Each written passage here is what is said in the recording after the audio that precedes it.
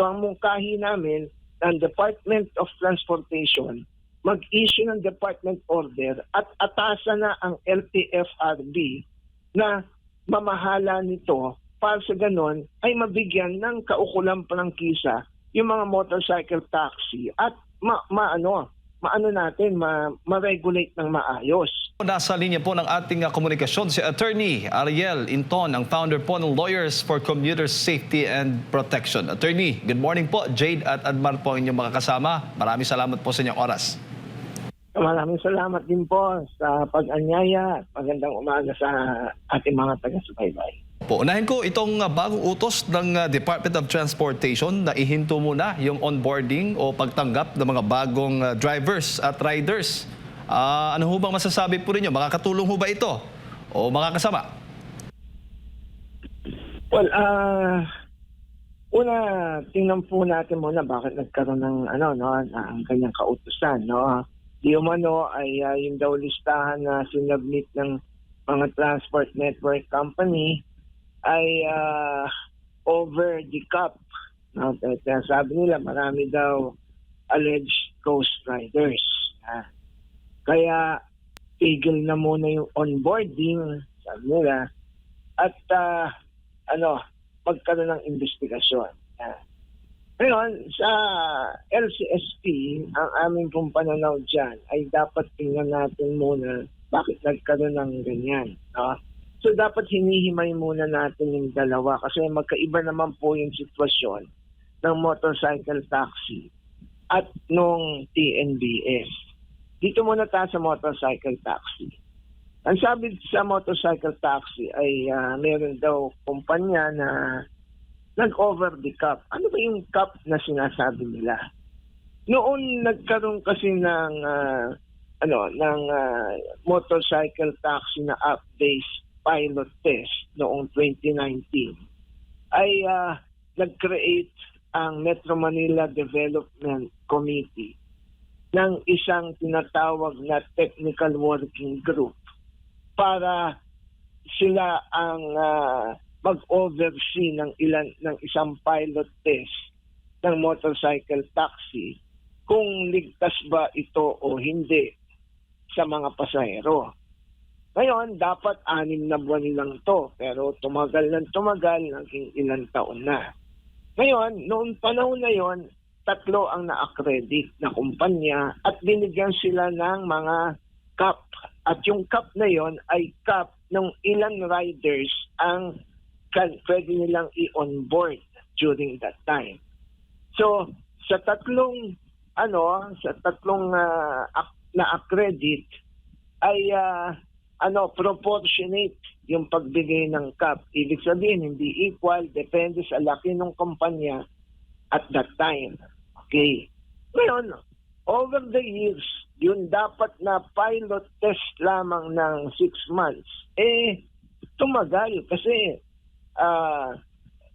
hindi nga natin malaman kung kapabayaan ba ng Kongreso ng technical working group na na-extend hanggat nung na-extend to, natural, dumadami mga pasahero, no?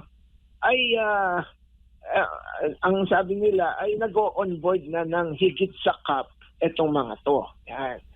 Ngayon, fast forward tayo. Meron yung sa technical working group nga na binabanggit ko, maski kami, LCSP, we already informed the TWG and even Congress dito sa alleged na over the cap ng ilang mga motorcycle taxi companies. Meron pa kaming mga advertisement noon. Ngayon, meron isang kaso na i-file nga sa technical working group at nagkaroon ng desisyon yung technical working group na itong kumpanya, ang sabi, bawasan nyo, tama, nag-over the cap kayo. Yan. Pero hindi na enforce yun. Kasi nagkaroon ng motion for reconsideration yung kumpanya. At nung, 1 year ago lang to, yung mga May 2025, April-May 2025. At that time, ang DOTR Secretary, si Vince Dizon, ay sabi, okay, hindi muna natin i-implement yung desisyon dahil may motion for reconsideration. Kawawa naman yung mga mawawalan ng trabaho na yung dahil over the cap daw. So yon. Hanggang ngayon, wala pang nangyari dun sa motion for reconsideration. So, bakit natin binabalikan to? Binabalikan natin to para ipakita na hindi bago tong issue to. No? Dapat ito na natingnan na, nagkaroon na ng resolution dati pa. Ngayon, yung nagkaroon ng, sabi nila, ng pagbibigay ng ayuda, sabi, lampas-lampas na pala to. May kasalanan ba ng PNC yun na lumampas na lampas? Hindi kasi nare-regulate ng maayos. Bakit? Because the technical working group or even Congress na hanggang ngayon pinapangako magkakaroon ng batas, no? Nagdili-dali. They procrastinated dun sa dapat nilang gawin. Ngayon, kasalanan ba ng mga riders yun? Hindi kasalanan ng mga riders dahil yung onboarding sa kanila, no?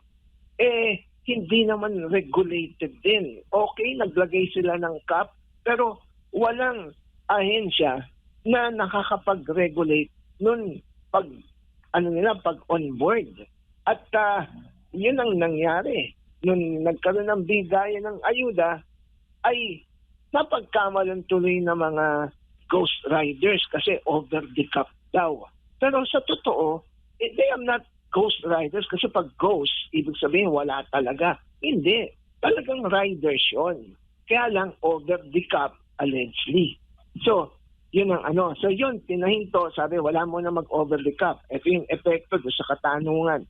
Anong epekto sa mga commuters? Ganito. Yung mga app-base, yan yung mga app-base, yung may kumpanya, hindi na ngayon sila magbo-board. Pero nangangahulugan bang titigil tong mga to ng pagbiyahe? Malamang sa hindi. Ito ay madadagdag dun sa mga unregulated, yung mga tinatawag na habal-habal. Kasi may hanap buhay yan eh. So, okay, ayaw nyo kami i-board dahil pinatigil nyo, pero hindi nangangahulugan na titigil kami sa hanap buhay. Habal-habal kami. So, maghahabal-habal yan. So, ano epekto sa commuters? Nabawasan o mababawasan ang mga yung mga app-based motorcycle taxi at nadami yung mga habal-habal. Ngayon, sa kabilang banda, okay naman magkaroon ng investigasyon. Pero sana itong resolution na to ay hindi naman humaba dahil maraming maapekto ang mga riders. Bakit? Kasi, as I said, it's not their fault. Naghahanap buhay itong mga to. No? Ngayon, fault ba ng TNC? Maaari. Pero bakit nangyari to? Kasi wala nang sistema. Yung sistema hindi naayos dahil technical working group na namamahala. Dapat, at ito ang mungkahi namin, ng Department of Transportation, mag-issue ng department order at atasan na ang LTFRB na mamahala nito para sa ganon ay mabigyan ng kaukulang prangkisa yung mga motorcycle taxi at ma-regulate ng maayos. Bakit? Kasi matagal pa yung batas eh. Yung batas na ipinangangako nitong Kongreso ngayon ay ipinangako na ng mga nakaaraang Kongreso. At hanggang ngayon, after several years, wala pa rin yung batas. Samantalang, andyan na yung mga motorcycle taxi. So, para sa LCSP, let LTFRB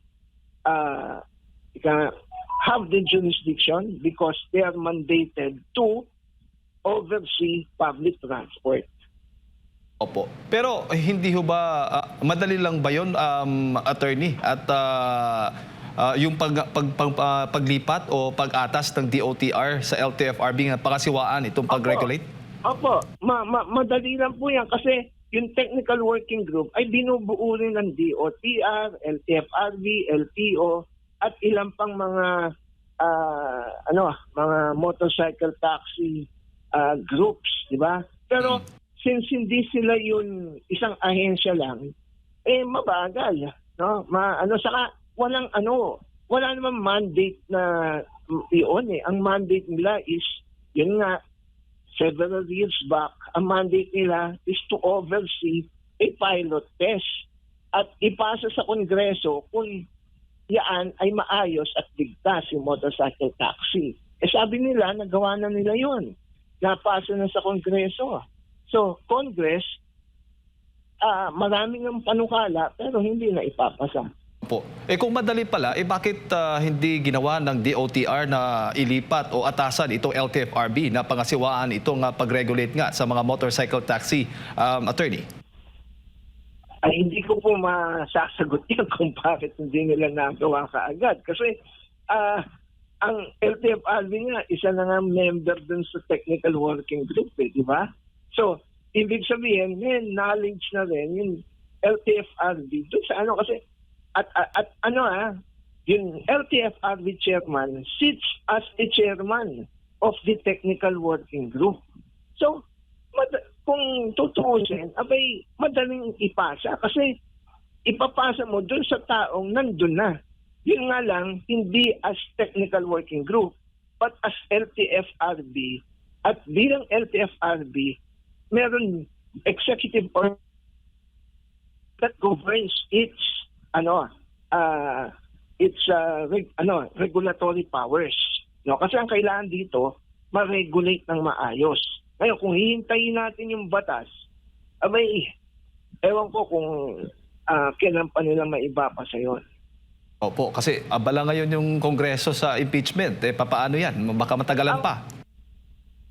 Ang unahin yun dahil ayaw nilang tumakbo si VP Sara eh.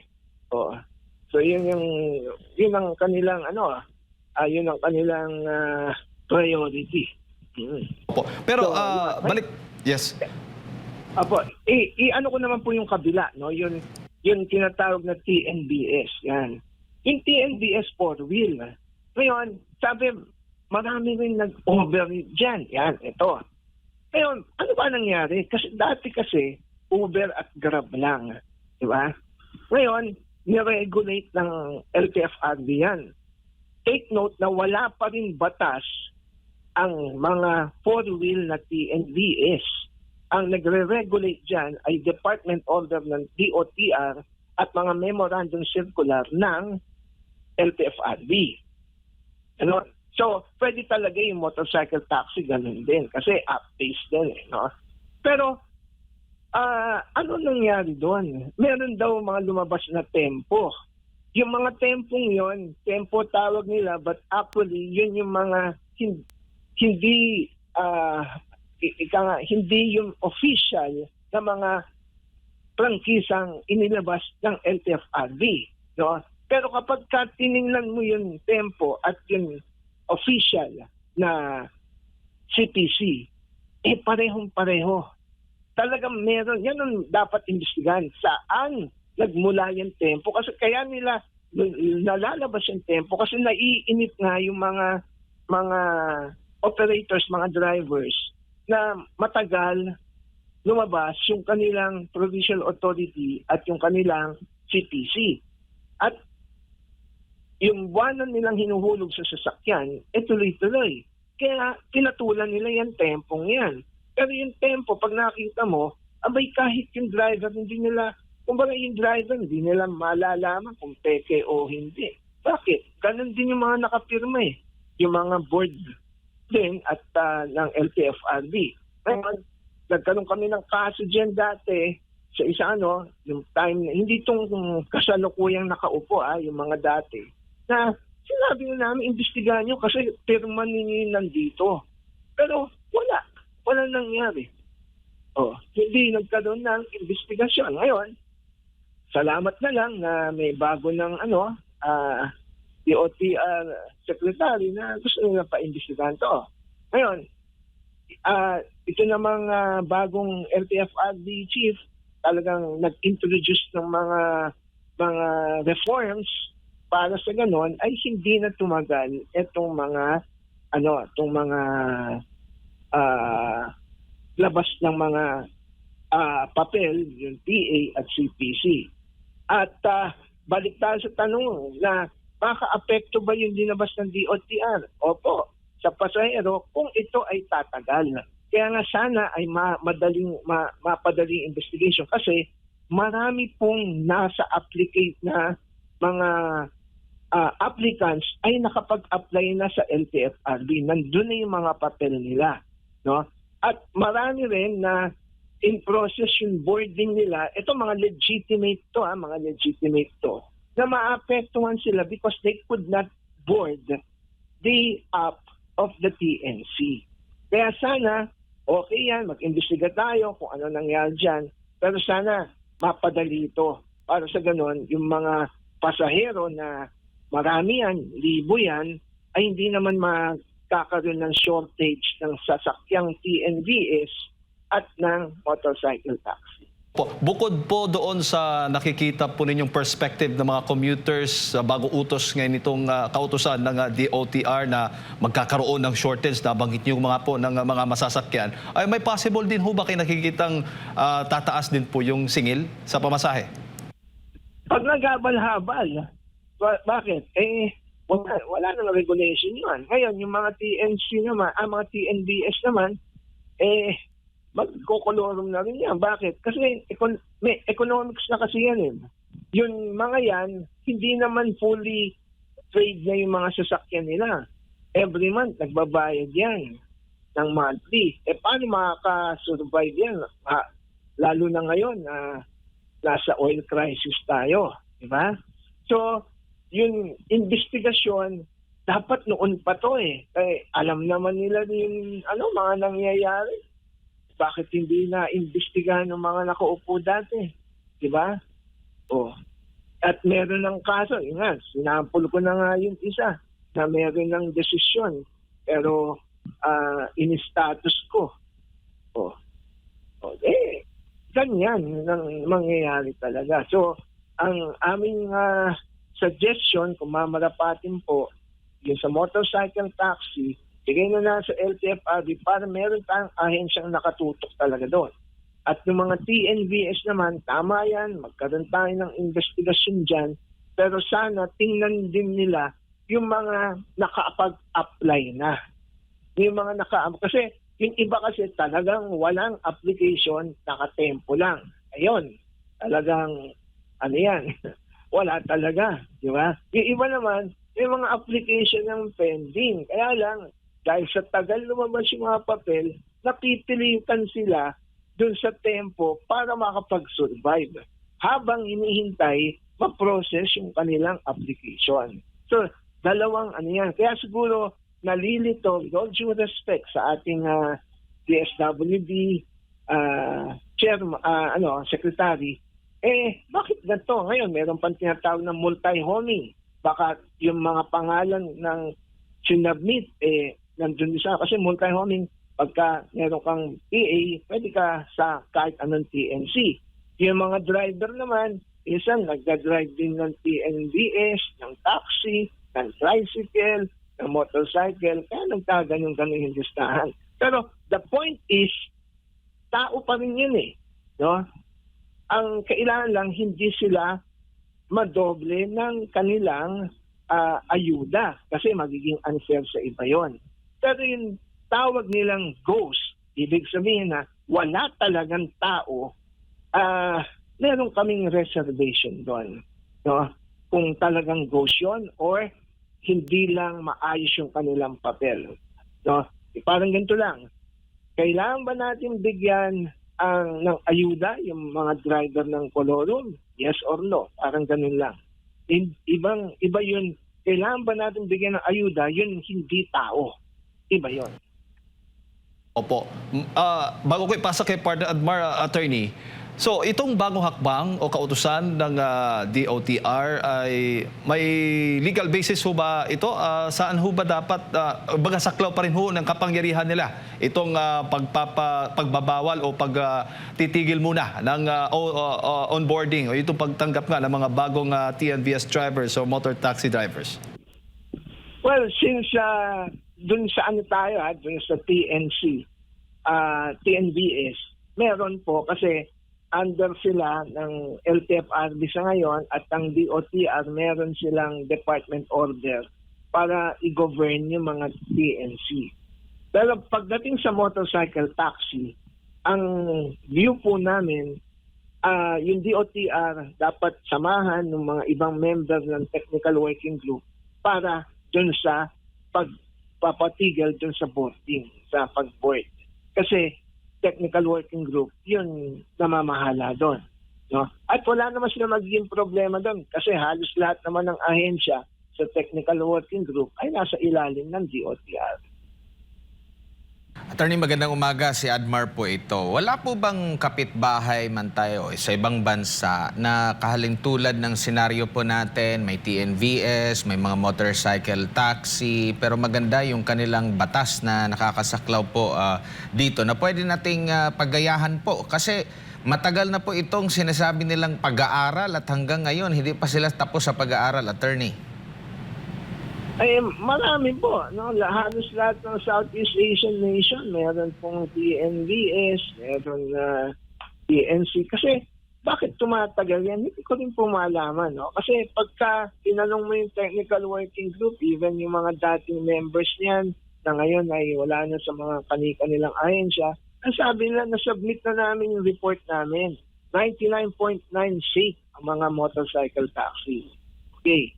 Pero sinabit sa Kongreso, pero ano nangyari? May mga panukala sa Congress. No? We admit na there are several bills filed in Congress about regulating motorcycle taxi. At iba doon ay dinabase nga nila o parang kinopya yung regulation sa ibang bansa. Pero ang tanong, hindi pumapasa. O hindi nagiging batas.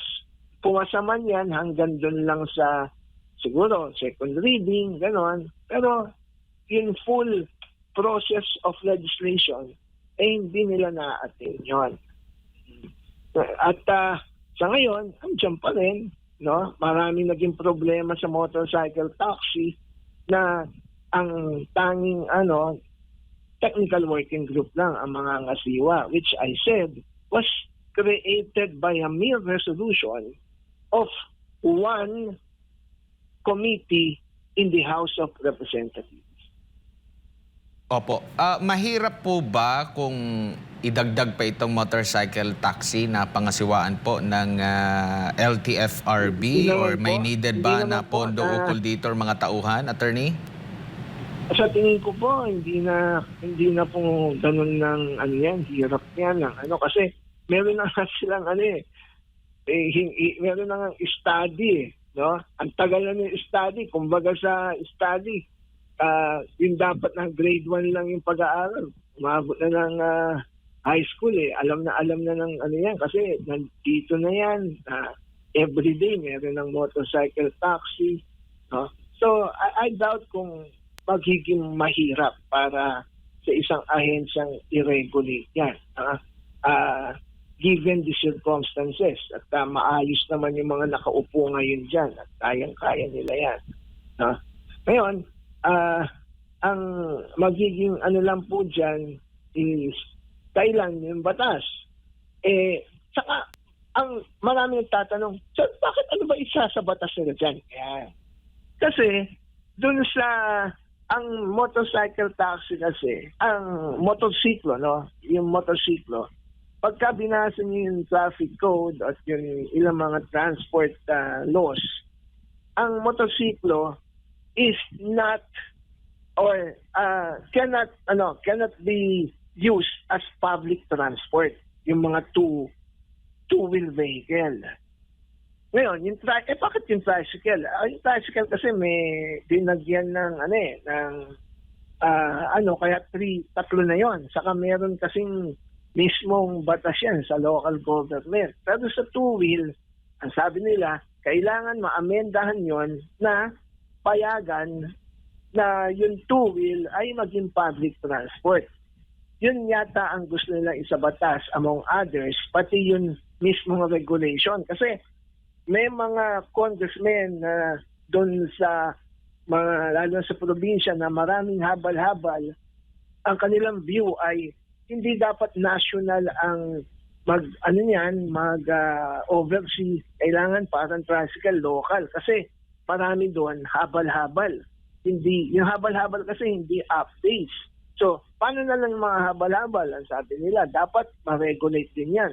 Anong ibig nila sabihin? Di ba yung TNBS saka taxi, parang ganun yan. Yung taxi, pinapara sa kalye. TNBS, gumagamit ng app. So, yung motorcycle, ganun din. Pwede dapat app yan o pwedeng pinapara lang. So, maraming debate doon, pati kung sino ang mag-regulate. Kaya tuloy, yung sinasabi nila na with dispatch na makakapagpasa sila ng batas within ngayong kongreso, sana ma-review nilang mabuti. Sana hindi, kahit naman hindi sila magmadali, okay lang, basta meron tayong regulation, administrative regulation, na galing sa DOTR at LTFRB, magiging maayos. So, katulad ng PNBS.